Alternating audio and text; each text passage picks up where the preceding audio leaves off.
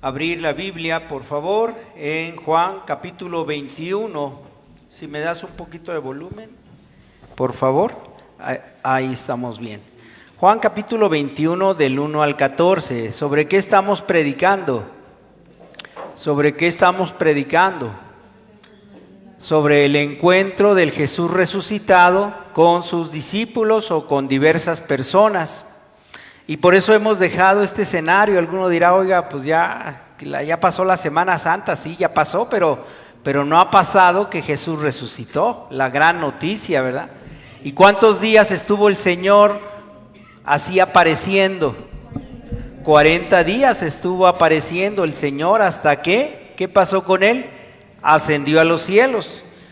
Y pues yo nunca había predicado así tan seguido esto, pero creo que está bastante útil el estar predicando. Y vamos a hacer esta predicación sobre Jesús en el encuentro con 7 discípulos en el lago de Genezaret o lago de Galilea, o aquí le dice Juan, el lago de Tiberíades. Pero antes déjame platicarte una historia. Eran mellizas siamesas, vivieron juntas toda la vida porque estaban pegadas sus cabezas. Murieron en enero de 1993 a los 43 años de edad. Eran Ivonne e Ivette, 2 hermanas de California, de Estados Unidos. Desde los 6 años comenzaron a cantar juntas. Cantaron no tan solo en su región, sino pues fueron conocidas en todo Estados Unidos y actuaron en circos y en televisión, y hasta estudiaron hasta enfermería. Siempre estaban juntas, evidentemente, porque así habían nacido, unidas físicamente por la cabeza. Y a pesar de esa situación, ellas vivían alegre y optimistamente, porque su madre era una mujer cristiana que confió en Dios y puso a estas pequeñas bebés en sus manos. Cuando murieron, dijo el pastor que estaba ahí en el funeral, dice, juntas nacieron, juntas vivieron, juntas alabaron a Dios en canto, juntas partieron de este mundo y juntas llegaron al cielo. Fue una buena lección de lo que es el resumen de las vidas de ellas. Nosotros cuando aceptamos a Cristo debemos aceptar que somos mellizos de Cristo. Lo que pasa es que muchos nos olvidamos que cuando le aceptamos en el corazón, Él ya entró a nuestras vidas y ya no nos podemos separar, porque Dios es fiel, aunque nosotros no lo seamos. Él siempre nos acompaña. El gran problema es que pensamos que podemos hacer las cosas a nuestra manera, en el trabajo, en la casa, cuando manejamos, cuando andamos en las calles, como si Cristo no estuviera con nosotros. Pero nos equivocamos, porque Él siempre estará con nosotros. ¿Hasta cuándo? Él lo dijo, hasta el final. Yo estaré con ustedes todos los días hasta el final, hasta el fin del mundo. Vamos a ver pues el primer versículo de este pasaje de Juan capítulo 21. Y vamos a orar. Padre, te suplicamos que tú nos des la oportunidad de estar en la revelación. Hemos cantado y lo hemos hecho con un clamor de que tú nos llenes. Sabemos que lo mejor que nos puede pasar es que tu Espíritu Santo nos llene y que tu palabra en ese sentido sea traducida a nuestros corazones y sea, Señor, revelado en nuestras vidas las cosas por las cuales tú anhelas que crezcamos. Te lo suplico, Señor, humildemente te lo pido, que tú uses pues a este siervo inútil, a este predicador, para que, Señor, sea útil a tu obra, y uses también a mis hermanos para que sus distracciones se aten y se concentre cada quien en lo que tu palabra tiene para cada vida. Te lo pedimos, Señor, humildemente. Haz este milagro, lo has hecho otras veces y te lo suplicamos que lo vuelvas a hacer. en Cristo Jesús. Amén. ¿Qué dice aquí? ¿Cómo empieza este versículo? Después de esto, ellos llevaban 3 años detrás del Señor Jesucristo, que es el tiempo que se estima estuvo Jesucristo con los discípulos.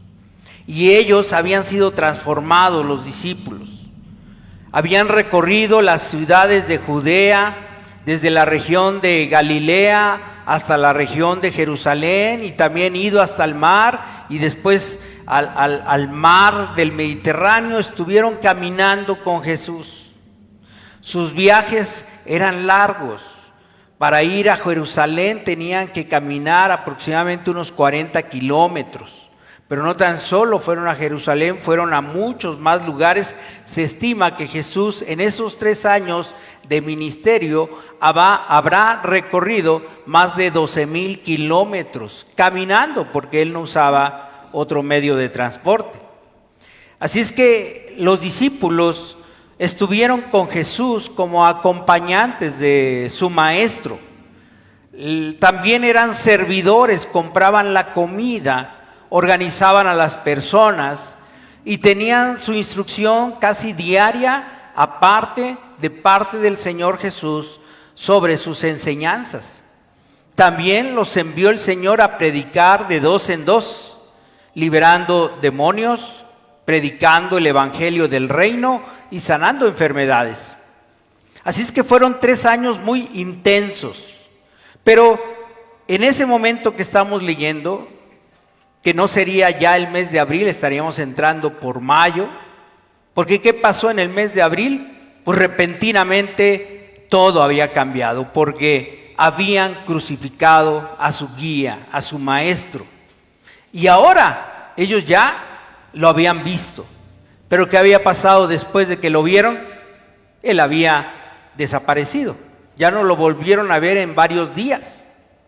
Así es que en esta ocasión vamos a ver lo que ellos hicieron ya estando en la independencia de sus vidas.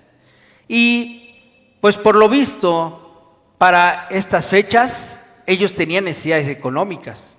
Porque antes, ¿cómo comían? ¿De qué comían? ¿De qué crees que comían cuando estaban con Jesús? ¿Del aire? ¿Jesús diario les reproducía el pan y los peces? ¿Sí? ¿Sería así? ¿Cómo es que comían los discípulos y el mismo Jesús? ¿Agarraba piedras y conviertas en pan? ¿Qué hacía? ¿Qué crees que hacía el Señor? ¿Cómo? ¿De dónde sacaban el dinero? ¿Trabajaban? ¿Se ponían a trabajar y ganar dinero? Ajá, el Señor recibía muchos apoyos en su viaje. Aquellos que eran sanados querían darle apoyo, y sí lo recibían, al grado tal que en la organización tenían a un tesorero. ¿Cómo se llamaba el tesorero? Judas. Entonces él era el que administraba todo lo que entraba, y de ahí salía para la comida. Sin embargo, ahora ya no está Jesús, ahora ya no están sanando, y ahora tienen necesidad económica. Hasta el tesorero se fue. ¿Ustedes creen que les dejó? Aquí tengo, mira, aquí está ingresos, egresos y aquí el saldo. ¿Ustedes creen que hizo eso Judas? ¿Qué habrá hecho Judas? Con permiso, y se fue con los romanos a recibir todavía su bono, ¿verdad? ¿Cuánto le dieron los romanos? 30 monedas de plata, y seguro se lo llevó. Por eso hasta compró un terreno grande y ahí se ahorcó, ¿no? Al final de cuentas. Así es que ellos tenían necesidades económicas. Y ahora, pues ellos decidieron ir a Galilea. Yo creo que ellos serían los de Galilea. Ahorita vamos a ver quiénes eran, algunos de ellos. Y otros se fueron a otro lado. ¿Cuántos más faltan? ¿De 7? ¿Cuántos quedaban? No. A ver, ¿cuántos discípulos llamó Jesús? 12. ¿Cuál se suicidó? 1. ¿Cuántos quedaron? 11. Entonces aquí ya están 7, los otros 4 igual habrán ido a sus casas, ¿no? Probablemente. Era un tiempo de espera. De hecho, el mismo Señor les dijo en Marcos 14:28, Marcos 16:7 y Mateo 28:7 que les vería en Galilea. Y ahí es donde ellos estaban. Y entonces sigue diciendo, Jesús se manifestó, versículo 1, otra vez a sus discípulos junto al mar de Tiberías, y lo hizo de esta manera. Cuando estaban juntos, Simón Pedro, Tomás, el Dídimo, Natanael, el de Caná de Galilea, los hijos de Zebedeo y otros 2 discípulos. No sabemos quiénes eran. Pero notemos que está Tomás. ¿Por qué es importante notar que está Tomás? ¿Qué había hecho en las fechas previas en el relato anterior de Juan 20? ¿Qué había hecho Tomás? Se había aislado en medio de su sufrimiento, se aisló y no vio la primera ocasión en que todos vieron a Jesús. Pero ahora aquí está Tomás. Se puede pensar que él aprendió la importancia de estar en comunión. ¿Tú ya lo aprendiste, la importancia de congregarte? Yo creo que sí, por eso estás aquí, ¿no? La importancia de estarse congregando. Tomás lo había aprendido. Y en esta ocasión ellos fueron a Galilea como una pausa que Dios permitió porque habían sido 3 años de mucho movimiento y lo último que había pasado había sido muy, muy intenso, ¿no? Podemos pensar que el domingo 8 de abril, vámonos a estas fechas, ¿qué pasó el domingo 8 de abril? Resucitó. Y luego el Señor ascendería 40 días después, que sería el 18 de mayo. Y luego vendría 10 días después el Pentecostés, que sería el 28 de mayo. Esas son las fechas en las cuales se darían. Y ahora vamos a seguir ese calendario, diríamos. De esas cosas vamos a estar predicando. Y después del Pentecostés, ¿qué pasó? ¿Ya se fueron a Galilea de nuevo? ¿Tomaron sus chivas cada quien y se fue a sus casas? ¿Qué pasó después del Pentecostés?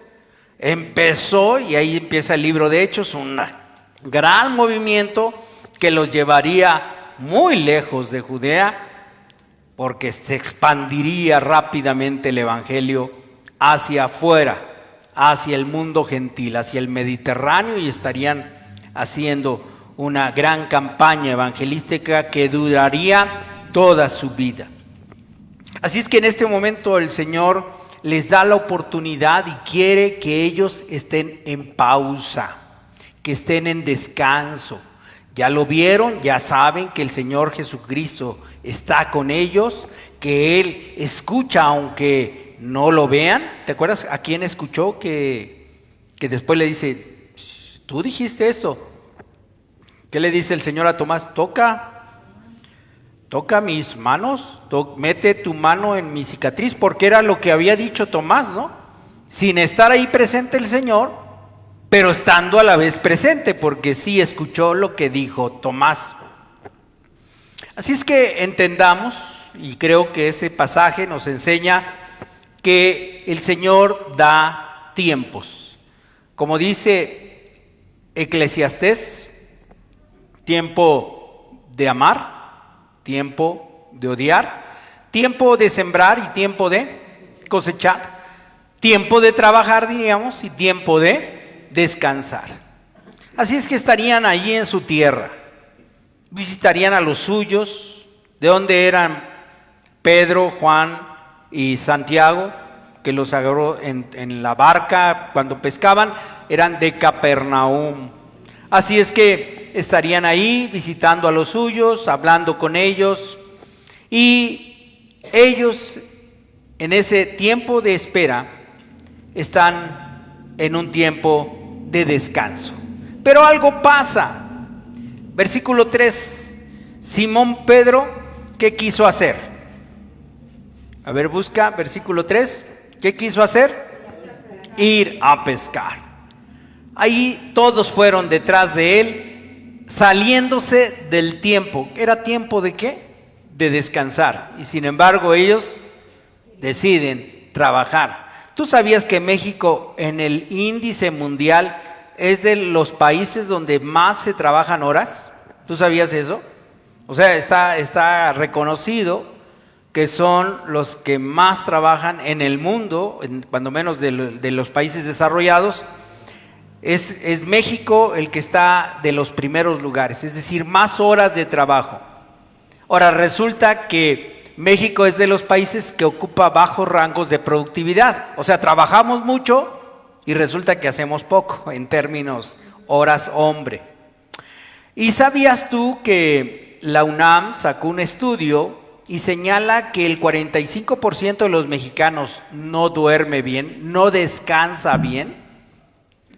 Que hasta el 5% de los adultos padecen insomnio, no duermen lo que deberían de dormir. ¿Esto qué trae como consecuencia? ¿Alguien de ustedes sufre insomnio? Qué bueno, gracias. Bueno, no confiesen sus pecados. Pero yo a veces sufro de insomnio y sé que es algo muy terrible ese asunto. ¿Qué pasa cuando no pudimos dormir? ¿Qué pasa cuando no estamos durmiendo adecuadamente? Produce irritabilidad, produce depresión, produce cansancio, produce somnolencia. Hay un desorden. ¿Y sabes por qué estos estudiosos dicen cuál es el problema? Porque en México, bueno, cuando menos los mexicanos tenemos muy malos hábitos para ir a la cama, que la mayoría de la gente va a la cama viendo la televisión y por eso les cuesta trabajo dormir, ya sea televisión, ya sea la tablet, el celular, es decir, no sabemos descansar. Bueno, resulta que los discípulos tenían también ese problema. Ese mismo problema se ve aquí. Y fíjate cómo Pedro es el que toma la iniciativa. Por algo era el líder, ¿verdad? Era una persona muy creativa, diríamos, y muy propositiva. Y lo vemos, que él se le antoja ir a trabajar. ¿Por qué? ¿Por qué crees, pues? O sea, ¿lo hizo como antojo? Podría ser, pero sobre todo porque había necesidad de ¿qué? De comida, había necesidad de ganar dinero, porque ya no había mucho. Así es que era importante para él supuestamente pescar. ¿Qué es lo que dice el Señor respecto al trabajo y a las actividades económicas? ¿Qué debemos de buscar primero? Busca primero el reino de Dios y ¿qué dice? Lo demás se te añadirá. Jesús les había dicho que los iba a ver ahí, pero Pedro desconfió. Diríamos, el Señor no viene, no hay dinero, así es que vamos a trabajar. ¿Sabes que este problema de la impaciencia, el no tener paciencia, es un problema que podría ser que todos lo tengamos? Déjame hablarte del bambú. El bambú es una planta que se siembra como semilla, se abona y se le riega constantemente. Y durante los primeros 6 años no crece más que un cachito, casi nada. Al que desconoce de cómo crece el bambú, se cansará y terminará tirándolo probablemente. Pero para aquellos que conocen el bambú, saben que el bambú a partir del 6.º año, en solo 6 semanas, ¿sabes cuánto crecerá? 30 metros. Porque mientras está así chaparrito, lo que está haciendo es expandir sus raíces abajo, para que en 6 semanas crezca todo lo que va a crecer. Y creo que aquí los discípulos mostraron la poca paciencia que tienen. Sí, ya sabes, de hecho lo leímos, ya sabes en qué termina todo, ¿verdad? ¿En qué terminó todo? ¿Quién les dio de comer? El Señor Jesús.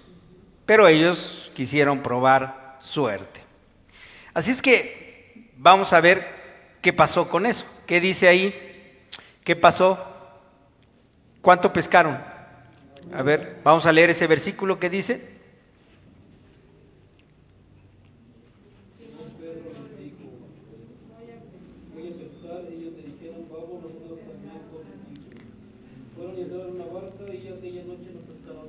¿Cuánto tiempo pescaron? Toda la noche, toda la noche. Era una práctica común que los pescadores pescaran de noche, porque así en la mañana llegaba el pescado fresco y se vendía. No tenían acostumbrado pescar en el día para que trajeran pesca para la noche. Ahí no compra la gente nada. Así es que ellos por eso salieron de noche y quizás pensaron, con 2 horas de trabajo ya nos regresamos y traemos para mañana y para la cena. Pero toda aquella noche no pescaron nada. Así es que a pesar de su impaciencia y su falta de fe en el Señor, sin embargo Dios insiste en que esperemos y confiemos en Él, porque resulta que de eso trata este pasaje. Porque Jesús se presenta cuando hay desánimo. Cuando actuamos así precipitadamente, cuando actuamos sin oración suficiente, sin confianza suficiente en el Señor, ¿qué pasa? Lo que pasó con Pedro, un fracaso. Vienen los problemas y es cuando llega el desánimo. Pero ¿qué pasa? ¿Qué dice el Señor como promesa en Romanos capítulo 8, versículo 28? Los que aman a Dios, todas las cosas ayudan a bien. ¿Los fracasos ayudan a bien? Claro, claro que sí. Los fracasos ayudan a bien porque van a ser manera en que Dios trata con nuestras vidas. Dios tiene designios llenos de bondad y de gracia y debemos de confiar en eso. ¿Y cómo se presenta el Señor entonces? Cuando hay desánimo. Allí se va a presentar. También se presenta en lo cotidiano, en el versículo 4 que dice: cuando ya iba amaneciendo, se presentó Jesús en la playa, mas los discípulos no sabían que era Jesús. Jesús se presentó la mayoría de las veces en domingo. ¿Y ahora en qué día se presentaba? No lo dice aquí, pero seguramente era entre semana, cualquier día de la semana. Allá estaban en el aposento alto, aquí estaban en la playa. Así es que Jesús se presenta en lo cotidiano de sus trabajos, diríamos. En esta ocasión no hubo un día en especial para que se presentara, señalando precisamente la manera en que Dios trata con nosotros. Dios trata con nosotros aquí en la congregación y Dios trata con nosotros y nos busca en lo cotidiano, en medio del trabajo, en medio de las compras, en medio de la actividad en casa. Allí está Jesús, allí está Él buscándonos en lo cotidiano. Como también el Señor insiste en nuestras vidas, interviniendo en el lugar y tiempo adecuado. Repite conmigo, y si vas anotando, ¿verdad? Espero que vayas anotando en tu boletín, ahí tiene letras palabras que hay que llenar. Interviene en el lugar y tiempo adecuado. Porque cuando intervino el Señor, cuando precisamente está la situación más angustiante y el cansancio está llegando a sus vidas, cuando has actuado en base a tu propio pensamiento, y precisamente ahí era cuando el Señor tenía que actuar, porque si lo hace antes, ellos quizás no hubieran puesto ni atención al que está en la playa. Precisamente el Señor va a actuar cuando tu situación sea lo más difícil, cuando ya estés en el punto en el cual puedas escuchar la voz de Dios. Porque mientras estás en tu afán y en tu actividad, yo lo voy a hacer, ¿tú crees que escuchas la voz de Dios? ¿Vas a escuchar la voz de Dios? No vas a escucharla. Hasta que ya te enfrentas a la realidad de tus fracasos, es cuando te das cuenta, o cuando ya tu oído está preparado para escuchar al Señor. Cuando te sientes perdido, cuando sientes que has fallado y que has actuado de manera precipitada, es cuando el Señor va a estar hablando entonces, cuando ya al fin lo vas a escuchar. También otra característica en la forma en que interviene el Señor Jesús es que se manifiesta gradualmente. Escribe ahí, gradualmente. ¿Por qué era gradualmente? Porque no les dijo, aquí estoy yo, el Señor Jesús. Simplemente Él primero se presentó como una persona necesitada. Versículo 5. Les dijo, ¿qué les dijo? Hijitos, ¿tenéis algo de comer? Le respondieron, no. Se dirige a ellos como un padre a sus hijos. No porque fuesen infantiles o tratando de menoscabar su edad, sino en señal de afecto y ternura. Pero fíjate cómo se manifiesta como persona necesitada, ¿no? ¿Tenéis algo de comer? ¿Me pueden dar algo de comer? Qué curioso, ¿no? Que después de que el Señor, siendo en forma de Dios, se despojó a sí mismo y se entregó totalmente en su vida, pero Dios lo glorificó y lo sentó en las alturas. Sin embargo, ahora que ya está resucitado, porque ya fue al cielo, ya estuvo en el cielo, ya recibió la gloria angelical, la gloria de los 4 seres vivientes, ya el Dios Todopoderoso, el Padre, le entregó al Hijo, al Cordero, que es el león de la tribu de Judá, le entregó el rollo de la historia humana, que explica la historia humana. Jesús regresa, Jesús desciende con los suyos y sin embargo Él sigue siendo el mismo, mostrándose como el necesitado. ¿Te acuerdas que le preguntó a la mujer samaritana que él tenía sed? Le dice, dame de beber, ¿verdad? Como necesitado. También cuando estaba muriendo, cuando Él estaba muriendo, tengo sed. El Señor nos quiere recordar que Él está presente en aquel que sufre, en el que está en enfermedad, en el que está débil y oprimido, al grado tal que el Señor da una clave que es importante considerar respecto a o más bien a nuestra presencia con Él en el cielo. Mateo 25:35 dice, porque tuve hambre y me diste de comer, tuve sed y me diste de beber, fui forastero y me recibiste, estaba desnudo y me vestiste, enfermo y me visitaste, en la cárcel y viniste a mí. ¿Te acuerdas en ese pasaje que dice, sí, venid a mí, amados de mi Padre? ¿Y qué les dice a los otros? A ustedes no los conozco, pero Señor, en tu nombre hicimos milagros, en tu nombre hicimos muchas conversiones. Apartaos de mí, malditos al fuego eterno, porque estuve enfermo, o más bien tuve hambre y no me diste de comer, tuve sed y no me diste de beber, fui forastero y nunca me recibiste, estaba desnudo y no me quisiste vestir, enfermo y nunca me visitaste, en la cárcel y tampoco viniste a mí. Apartaos de mí. Eso significa que Jesús está presentándose ante ti como un necesitado que está ahí tocando a tu puerta.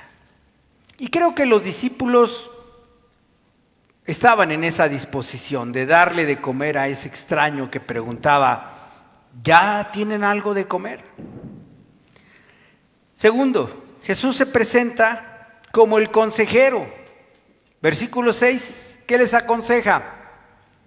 Tiren. Acuérdense que estaban como a 100 metros. ¿Cuántos son 100 metros? Es una cuadra, ¿verdad? De allá, en la esquina, y tú hasta allá, que eres, imagínate, tú eres el pescador o pescadores. ¿A quién te quisieras parecer? Está Juan, está Santiago, está Pedro, está Tomás, Natanael está también. ¿A quién te gustaría aparecerte? A Juan. A ver, ¿quién da más? ¿A quién? A Juan, todos a Juan. Ay, ¿nadie se quiere parecer a Pedro? Bueno, ¿a quién me quisiera parecer yo? Bueno, déjenme pensarlo. Ustedes también, ¿verdad? Lo van a pensar. Entonces, desde allá hasta allá, el Señor está gritando. Primero gritó, ¿qué? ¿Tenéis algo de comer? ¿Ah? Y ahora vuelve. Bueno, ellos también, ¿qué contestaron ellos? ¡No! Y luego les grita: ¡tiren a la derecha de la barca y pescarán algo! ¿Qué dijo? ¿Qué dijo? Juan, ¿qué dijo? Pues que creo que tiremos a la derecha de la barca. A lo mejor él está viendo por ahí peces o algo. A ver, vamos a hacerlo. ¿Y qué pasó? Lo hicieron así, y era tal la cantidad de peces que ya no podían sacar la red. El Señor aconsejó, no sabían que era el Señor, no era una orden tal cual, pero ¿qué hicieron ellos? Obedecieron. Y esa obediencia pues produjo lo que tanto estuvieron tratando de hacer solos, una pesca abundante. Cuando nosotros actuamos según sus palabras, cuando nosotros nos interesamos en los demás, cuando nos dedicamos, en vez de ver nuestros problemas, en ver cómo apoyamos en los problemas de los demás, cuando hacemos caso a lo que Dios nos dice, trae recompensas aquí y en la eternidad. Aquí y en la eternidad. Es importante, hermanos, mantenernos en ese apoyo, ese beneficio, en esa búsqueda de beneficiar al prójimo. Y gracias a Dios en esta iglesia buscamos eso, ¿verdad? Me dio mucho gusto, yo no sabía, las hermanas juntaron una despensa para don Chuy, que estuvo enfermo varias semanas, no pudo trabajar, y las hermanas tuvieron a bien buscar la manera de apoyar. Y yo creo que de una forma u otra tú lo haces, y espero que lo estés haciendo, buscando la manera en que puedes servir al prójimo, porque ese es el consejo que da el Señor. El tercer aspecto es que ya el Señor en ese encuentro se muestra como el Señor Jesús. Versículo 7. Entonces aquel discípulo a quien Jesús amaba, ¿quién era? ¿Quién era el discípulo a quien Jesús amaba? ¿Y cuántos quisieron ser Juan? ¿Uno nada más? Varios, ¿no? Por ahí. ¿Qué le dijo? A ver, digan lo que le dijo Juan a Pedro. Señor. Es el Señor. A ver, ¿cómo se lo dirías? Es el Señor. Eso, gritarías, ¿verdad? Con sorpresa. Es el Señor. Es el Señor. Tan pronto como Simón Pedro lo oyó decir, es el Señor, porque seguro estaba ahí afanado. ¿Qué? Es el Señor, es el Señor. Dice, se puso la ropa porque él se había quitado, pues se dejó nada más aquí, la parte de aquí, y dijo, no, y se cubrió. Dice, se puso la ropa y se ciñó y se tiró al agua. ¿Por qué lo hizo Pedro? ¿Por qué lo hizo Pedro?